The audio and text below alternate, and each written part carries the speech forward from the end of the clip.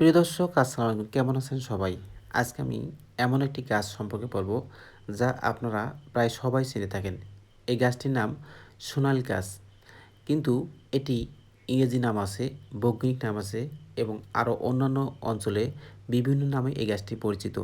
এই গাছটির গুণাগুণ আপনি যদি জানেন, আপনার মাথা অন্য কিছু খেলবে। তো চলুন জেনে আসা যাক।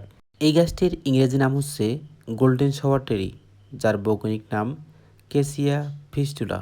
এটি আমাদের দেশে সাধারণত সোনালী রং বা সোনালু গাছ নামে পরিচিত। এটি শুধুমাত্র তার চমৎকার হলুদ ফুলের সৌন্দর্যের জন্যই নয়, বরং এর বিভিন্ন ভেষজ ও ঔষধি গুণের জন্য অত্যন্ত পরিচিত। গোল্ডেন শাওয়ার টেরি এর কাজ ও উপকারিতা: সোনালু গাছের ফল বা পাতা, বাকল এবং শিকড় বিভিন্ন রোগের চিকিৎসায় ভেষজ উপাদান হিসেবে কাজ করে। কোষ্ঠকাঠিন্য দূর করতে এই গাছের ফলের ভেতরের মজ্জা বা পাল্প কোষ্ঠকাঠিন্য দূর করার জন্য অত্যন্ত কার্যকর একটি প্রাকৃতিক উপাদান হিসেবে কাজ করে। এটি পেট পরিষ্কার করতে সাহায্য করে, হজম প্রক্রিয়া উন্নত করতে এটি লিভারের কার্যক্ষমতা বাড়াতে এবং গ্যাস্ট্রিক, পেট ফাঁপা বা বদহজমের সমস্যা উপশম করতে সাহায্য করে।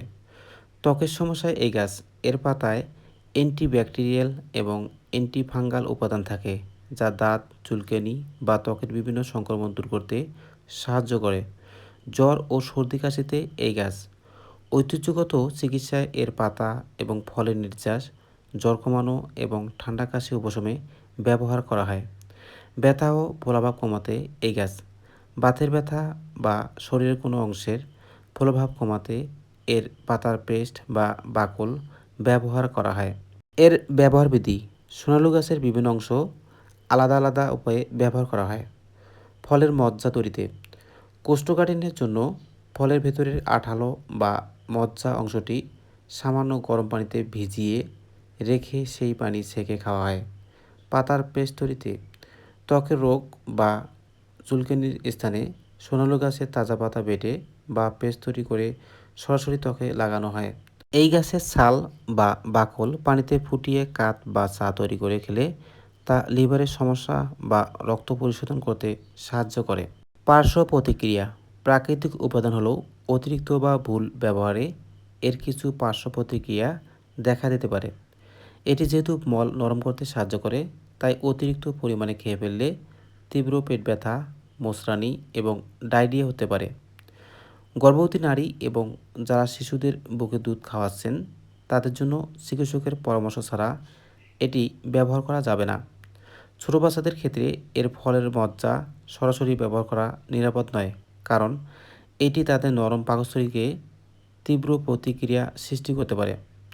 দীর্ঘমেয়াদে বা একটানা অনেক দিন এটি সেবন করলে শরীর থেকে অতিরিক্ত পানি বের হয়ে পটাশিয়ামের ঘাটতি দেখা দিতে পারে। যেহেতু এটি একটি ভেষজ গুণসম্মত একটি শক্তিশালী উদ্ভিদ, তাই এটি ব্যবহার আগে অবশ্যই একজন অভিজ্ঞ হেকিম ও কবিরাজের শরণাপন্ন হতে হবে। এখন আর পারে না। হ্যাঁ, এখন আর পারবে না। কেন? না, ২ নম্বরই কাজ আর চলে না। ২ নাম্বারি কাজ চলে, কিন্তু মানুষ চলাইলেই চলে। না, চলবে না হ্যাঁ? যে। এখন বর্তমান যে যুগ। কি করবে? হ্যাঁ, কারণ ওই কাজে নেই তো আর। হ্যাঁ, ওই কাজে নেই আর। মানে কাজটা আপনি এমনি মুখে মুখে বলেন। হবে নাকি? হ্যাঁ। এটা দিয়ে ওই যে আগেরকার যুগে চেক টেক লিখতো না, হ্যাঁ, হ্যাঁ, ফাকিলে ফাকিলে হ্যাঁ, হ্যাঁ, হ্যাঁ, এই কালি বানাবে। তাই না চাচা? চাচা। ও বলেন। ও চাচা, এই গাছের পাতা দিয়ে কি করা হয়তো? ওই অনেক কাজ আছে। কি কাজ ভাই? বলেন না। অনেক মনে করেন আমেশার উপকার হয়। হ্যাঁ। অনেক রোগের উপকার হয়। আর তাছাড়া এই যে আপনি যে করলেন যে রং তৈরি করা হয়, রং তৈরি করা আপনি যায়। কিভাবে রং করছিলেন? এটা নাস্তা ভাজিয়ে এই পাতা ভাজিয়ে মনে করেন একসাথে ফাঁকি করিয়ে হ্যাঁ, পানি না দিয়ে কালি বানা যায়। তাই কালি না? বানাইলে কলম দিয়ে লেখা যায়। আপনি নিজে করছিলেন? হ্যাঁ, আমি নিজে করছি। ই আল্লাহ, আপনি তো অনেক অভিজ্ঞ লোক ভাই হে। তো এই যে মানে কয়দিন পর্যন্ত রাখা যায় তো এই কালি? কালি হ্যাঁ। কালি আপনি রাখতে পারবেন মাসকে মাস। তাই না? হ্যাঁ, কোনো অসুবিধা নেই। এখন এটা ব্যবহার নাই কি? না, এখন তো আর এটার কোনো কার্যক্রম চলিত নেই না? না, যখন চলিতে নেই। কলম যখন বের হয়েছে তখনই এটা তখনই এটা উঠে গেছে। তাই না? হ্যাঁ। তা আগে আপনি বেচছিলেন কি এটা তৈরি করিয়ে? না, আমি বেশি নেই, কিন্তু আমি নিজের কর্ম করছিলাম। ও নিজে কর্ম করছিলেন? জি। মানে আপনি কি কাজ করছিলেন? আমি যখন লেখাপড়া করছিলাম না তখন নিজেই মানে হ্যাঁ। ও তাই না? সিস্টেম তো চাচা অসংখ্য ধন্যবাদ আপনার গুরুত্বপূর্ণ তথ্যের জন্য।